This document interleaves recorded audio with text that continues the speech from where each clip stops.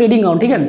अच्छा बताओ trading account में मुझे ना तुम लोग बताना दोनों, यहाँ क्या आता है, ये या पर्टिकुलर अमाउंट छोड़ो, उसके बाद बताओ यहाँ क्या आता है, टू ओपनिंग स्टॉक, ठीक है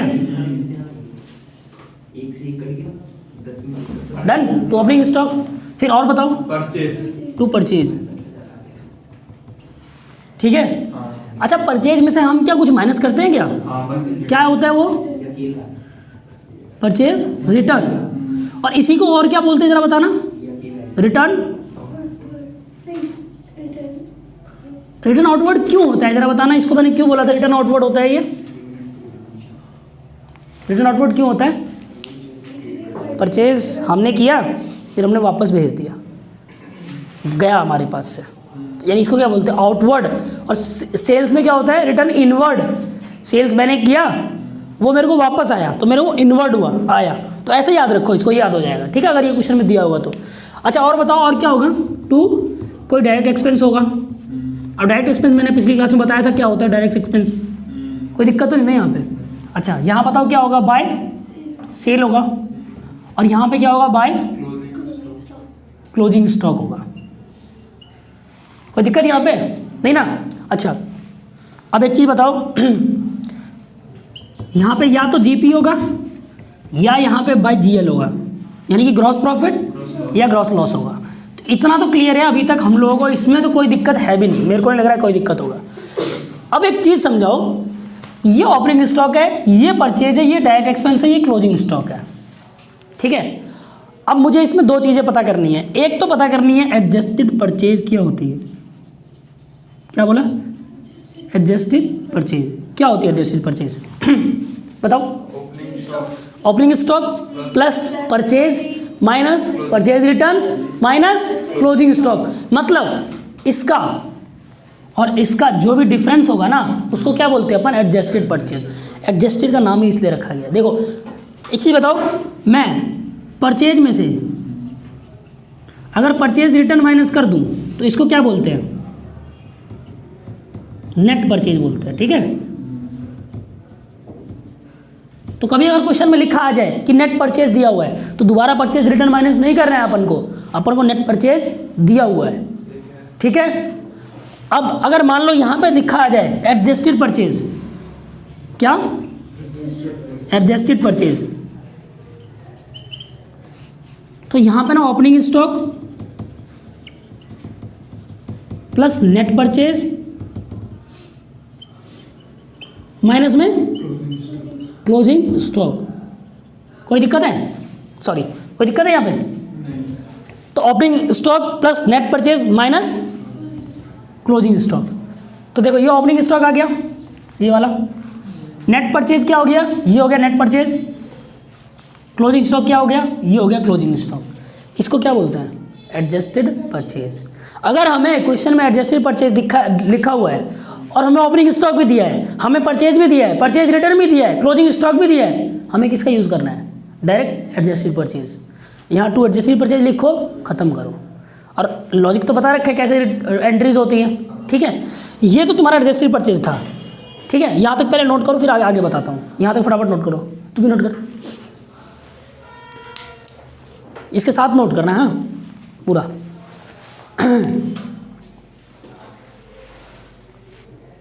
नए पेज पे कर ले भाई, नए पेज पे कर ले, नया ही तो है ये, तो वही तो बना रहा हूं मैं, चल कर ले।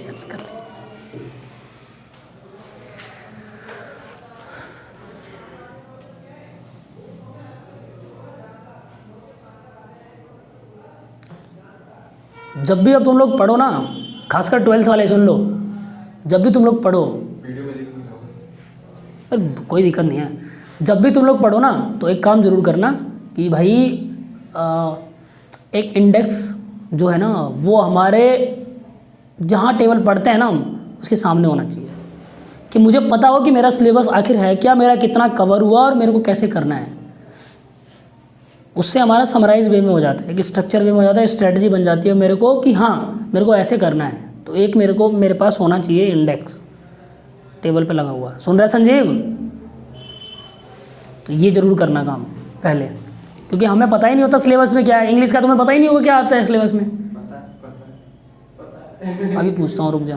शुरुआत से एक ही जैसा दे रहा है, शुरुआत में वो क्या बोलते हैं, फिजिकल एजुकेशन का पता है क्या है, बता दो अब। क्या फिजिकल एजुकेशन बिना पढ़े आ गए थे। 70 में 67 आ गए। और ये 70 में 67 से अरे वाह लड़के, शाबाश, बिन पढ़े। सही है।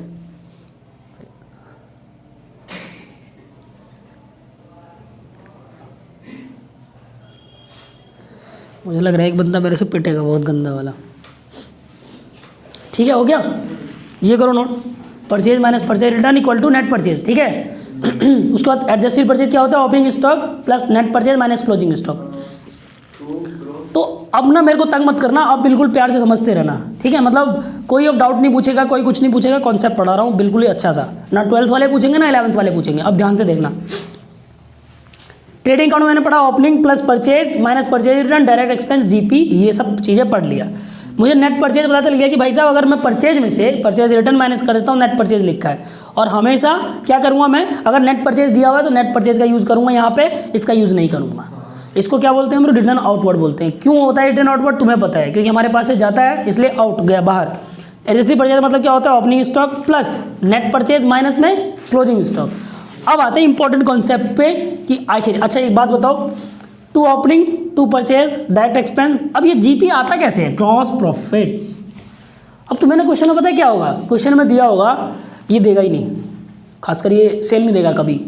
कभी तुम्हें क्या होगा, जीपी नहीं देगा, कभी तुम्हें ये नहीं देगा। तो तुम्हें निकालना आना चाहिए कि भाई कैसे निकालो। तो कैसे निकालोगे ज़रा बताना, बताओ बताओ कैसे निकालोगे। तू नहीं बोलेगा, 12th वाले नहीं, बताओ भैया। टोटल को प्लस कर देंगे और जिससे ज़्यादा वो माइनस कर देंगे, निकल जाएगा ग्रॉस प्रॉफिट। नहीं वो तो ठीक है, ऐसे करना है हमें। बट मान लो एक क्वेश्चन की फॉर्म में दिया हुआ है कि मान लो ओपनिंग स्टॉक इतना है, कुछ परचेज रिटर्न कुछ इतना है, परचेज इतना है और क्लोजिंग स्टॉक इतना है, मुझे नहीं पता, और ग्रॉस प्रॉफिट का रेशियो दे देगा, तो फिर कैसे निकालोगे। 1/3 पता चल कर आता हूँ, रुक जा। ठीक है, तो अब देख, अब क्या होता है ना, अब कई बार अब क्वेश्चन में ना फॉर्मूले के साथ आते हैं, बट हमें फॉर्मूला याद करना नहीं है, क्योंकि हमारा इसी से सब कुछ हो जाएगा, सब कुछ इसी से हो जाएगा। जितना भी चैप्टर है ना, ये जितना बड़ा चैप्टर है ये सब इसी से होना है। ठीक है, फॉर्मूले तो रटने दो जिसको रटना है, हमें नहीं रटना फार्मूला, फार्मूला रट्टा है ही नहीं। अपन को कॉन्सेप्ट समझना है, फिर रट्टा मारना है। ठीक है, चलो बताओ, एक चीज़ बताओ, कॉस्ट ऑफ गुड्स सोल्ड क्या होता है। इसको 12th में जो है cost of revenue from operation भी बोलते हैं। कॉस्ट ऑफ गुड्स सोल्ड क्या होता है, ये होता है opening stock plus purchase plus direct expense minus में closing stock. Cost of goods sold का मतलब क्या हुआ, आज मैंने मान लो एग्जाम्पल तेरे को दिया था ना, राइस मिल का दिया था मेरे ख्याल से, या मान लो कोई और एग्जाम्पल ले लो, हैं राइस चावल का दिया था, जो भी है कोई और एग्जाम्पल मान लो। मेरा ये ना मार्कर बनाने का बिजनेस है, अब ये मेरा मार्कर बनाने का बिजनेस है, तो इसका खोखा कहीं और से आता होगा, इसके अंदर जो रिफिल है वो कहीं और से आता होगा, इसका ढक्कन कहीं और से बनता होगा। मेरे पास आया, मेरा मान लो बिजनेस है मार्कर पूरा बना के तैयार करने का, मैं क्या करूँगा, खोखा खरीद के लाऊंगा। या मेरे पास एक बात बताओ, स्टार्टिंग में कोई ओपनिंग स्टॉक बचा होगा ना कोई ओपनिंग स्टॉक, तो ये मेरा ओपनिंग स्टॉक हो गया। कुछ ना कुछ तो मैंने क्लोजिंग ईयर में बचाया होगा इस ओपनिंग ईयर के लिए, ओपनिंग स्टॉक में ये बच गया। अच्छा, उसके बाद मैं कुछ चीज़ें परचेज करके लाऊंगा, तो परचेज हो गया। अच्छा एक बात बताओ, क्या मेरा उस पर फ्रेटिंग लगेगा, भाड़ा लाने का भाड़ा नहीं लगेगा ना, तो वो भाड़ा हो गया मेरा डायरेक्ट एक्सपेंस। वर्कर काम कर रहे हैं मेरी फैक्ट्री में, मैं उनको वेजेस पे कर रहा हूँ, वो क्या हो गया, डायरेक्ट एक्सपेंस। क्या रेंट सैलरी डायरेक्ट एक्सपेंस होता है क्या, नहीं होता है। क्यों, क्योंकि वो ऑफिस से रिलेटेड होता है, हम PNL में पढ़ेंगे वो हम। ठीक है, तो इसलिए डायरेक्ट एक्सपेंस का मतलब क्या होता है, जो कि फैक्ट्री से रिलेटेड हो, जो डायरेक्ट, जैसे मान लो कि अब फैक्ट्री में क्या होता है ना कि नॉर्मल लोग काम करते हैं, वहाँ पे बड़े लोग जैसे कि मान ले पढ़े लिखे लोग ज़्यादातर काम नहीं करते वहाँ पे, तो उनको क्या पे किया जाता है, वेजिस, मजदूरी। और सैलरी किसको पे किया जाता है, एम्प्लॉय को, वो थोड़े स्किलफुल होते हैं, पढ़े लिखे होते हैं। ठीक है, तो वो चीज़ यहाँ पे आ गया। डन, यहाँ पे कोई दिक्कत है नहीं ना, ओके। चलो अब तो अपन समझ गए, ओपनिंग स्टॉक कुछ ना कुछ मेरे पास पड़ा होगा, कुछ मैं परचेज करके लाया होगा, कुछ मेरा डायरेक्ट एक्सपेंस होगा। अब मेरा ये क्लोजिंग स्टॉक भी तो लास्ट में बच जाएगा ना, लास्ट में प्रोसेस करके जब मैं बेचने जाऊंगा माल, जब मैं बेचने जाऊंगा माल उसको क्या बोलते हैं, सेल। लेकिन जो मेरा बच जाएगा उसको क्या बोलते हैं, क्लोजिंग स्टॉक। तो कॉस्ट ऑफ गुड्स सोल्ड का मतलब क्या हुआ, मेरे पास आज वो गुड्स पड़ी हुई है उतने कॉस्ट की है जो मैं मार्केट में अवेलेबल है बेचने के लिए। मैं बेच नहीं रहा हूँ अभी, मेरे पास अवेलेबल है कि मैं इस गुड्स को बेच सकता हूँ, उसकी मेरी कॉस्ट इतनी लगी है। मेरी मार्कर बनाने की कॉस्ट, मान लो ये खोखा 10 का पड़ा, ये ढक्कन 5 का पड़ा, रिफिल मेरा 10 का पड़ा, कितने का हो गया, 25 रुपये का हो गया। तो आज मेरे पास कॉस्ट जो है ना इसकी 25 रुपये है। अब मैं इसमें मान ले 20% प्रॉफिट ऐड करना है तो 5 रुपये प्रॉफिट मेरा बन जाएगा, तो यानी कि 30 रुपये में मार्केट में बेच दूंगा, वो सेल प्राइस है। लेकिन मेरी कॉस्ट ऑफ गुड्स सोल्ड कितनी है, 25 रुपये है। इसकी 10, इसकी 5, अंदर की 10, 25 रुपये। तो इसको क्या बोलते हैं, कॉस्ट ऑफ गुड्स सोल्ड। समझ गए, तो यही होता है कॉस्ट ऑफ गुड्स सोल्ड। तो कभी भी अब तुम्हारे दिमाग में आए कि कॉस्ट ऑफ गुड्स सोल्ड का फॉर्मूला दिया रटते हैं कि जो भी करते हैं, नहीं रटना है। क्यों, क्या करना है हमें, यहाँ से देखना है, opening stock plus purchase plus में जो भी एक्सपेंस लगा वो। क्यों, मैं क्या बोल रहा हूँ, कॉस्ट ऑफ गुड्स सोल्ड मतलब मेरे पास क्या कॉस्ट लगी है उस गुड्स को बनाने में जो कि मार्केट में अब मैं बेच सकता हूँ। ठीक है, तो वो होती है ये।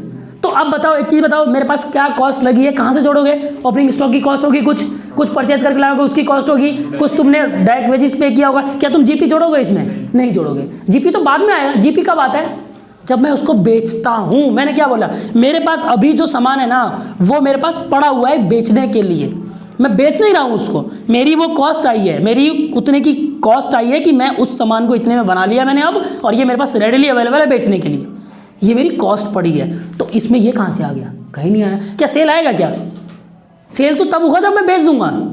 मैंने क्या बोला, मेरे पास रेडिली अवेलेबल है उतने की कॉस्ट, उसको क्या बोलते हैं, नाम ही क्या सबसे पहले, cost of goods sold. Cost of goods sold, goods को बेचने के लिए मेरी क्या कॉस्ट लगी है। तो opening stock plus purchase plus direct expense minus closing stock, खत्म हो गया, आंसर आ गया। अब बच्चे रटेंगे, तुम नहीं रटोगे, 12th को भी ऐसे ही कराया मैंने, तुम रटोगे ही नहीं, क्या करोगे तुम लोग अब लेकिन जब क्वेश्चन करना होगा या ऐसे कर लो कोई दिक्कत नहीं है, क्या करोगे बताओ, क्या होगा, ओपनिंग स्टॉक प्लस परचेज या नेट परचेज बोल दो, प्लस डायरेक्ट एक्सपेंस और माइनस में क्लोजिंग स्टॉक, बस हो गया, खत्म। ये होता है कॉस्ट ऑफ गुड सोल्ड। अच्छा एक बात बताओ, अगर मेरा कॉस्ट ऑफ गुड सोल्ड आ गया, अब मैं इसमें क्या जोड़ूं कि मैं इसको सेल बेचने लायक ये बन जाएगा मेरा। तेरा बिजनेस है, मान ले तेरा बिजनेस किस चीज़ का है, मान ले मार्कर का ही बिजनेस है, ये जो भी बिजनेस है नॉर्मल। अब इसमें 1 लाख का ला के तो मान ले 1,20,000 का बेच देती है, ठीक है, तो कितना % प्रॉफिट कमाया हमने, 20%। तो मैंने उसको बेचा कब, मैंने अपनी कॉस्ट तो निकाल ली कि मेरी कॉस्ट गुड्स को बेचने की इतने लगी, बट उसमें मैं कुछ एलिमेंट प्रॉफिट का जोड़ूंगा। जब मैं प्रॉफिट का जोड़ दूंगा तब वो क्या कंडीशन में आ जाएगी, बेचने लायक। अच्छा एक बात बता, जितना कॉस्ट लगा क्या मैं उसमें बेच दूं क्या, चैरिटी तो करनी, दान तो कर नहीं रहा मैं, दान धर्म थोड़ा ना कर रहा हूँ भाई, बिजनेस करना है मुझे, तो जितने का कॉस्ट लगा उतने में तो बेचूंगा नहीं भाई, 5-10% तो 5-10% तो कमाऊंगा ना, परसेंटेज को टका बोलते हैं हिंदी में, ठीक है। तो इसको मान लो 20% में बेच दिया मैंने, तो वो 20% क्या है, जीपी, ग्रॉस प्रॉफिट। तो कॉस्ट जो मेरी आई है अगर उसमें मैं प्रॉफिट जोड़ दूं तो ये मेरा क्या बन जाएगा, सेल बन जाएगा। तो अगर मान लो अब क्वेश्चन में आ गया, सेल दिया है तुम्हें कॉस्ट ऑफ गुड्स सोल्ड भी दिया, तुम्हें प्रॉफिट नहीं दिया, प्रॉफिट निकल जाएगा क्या, तुम्हें ये दोनों दिया हुआ ये नहीं दिया, निकल जाएगा, ऐसा ही क्वेश्चन आएगा। अब जो तुम्हारा क्वेश्चन आएगा ऐसा ही क्वेश्चन आएगा। इसके बाद आएंगे सारे बड़े क्वेश्चन, ये यहाँ तक कॉन्सेप्ट वाले क्वेश्चन थे, अब बड़े क्वेश्चन स्टार्ट। और हर जो एडिशनल इन्फॉर्मेशन होगा ना, ये बहुत इंपॉर्टेंट चैप्टर है, ये आगे जाके तुम्हें बीकॉम में तो भरा पड़ा है ये, ठीक है। उसके बाद तुम्हें सीए में हेल्प करेगा, पूरा का पूरा ये चैप्टर है, उसमें कम से कम 20-25 नंबर का आता है चैप्टर ये, ठीक है। अभी तुम्हारे में शायद 8 या 6 नंबर का आएगा ये, बट ये बहुत इंपॉर्टेंट है, कॉन्सेप्चुअली समझ लो, बहुत इंपॉर्टेंट आगे जाके आएगा तुम्हें, ठीक है। तो cost of goods sold plus profit equal to क्या होता है, सेल, डन। तो ये कैसे होता है, इसका फॉर्मूला बता दिया मैंने तुम्हें कैसे होता है। अब रटना नहीं है, समझ आ गया ना तुम्हें, समझने के बाद रटना है, स्टार्टिंग में नहीं रटना है, पहले समझो फिर रटो, मेरा यही फंडा है, ठीक है। ओके, अब एक काम करो, क्वेश्चन स्टार्ट करो तुम लोग।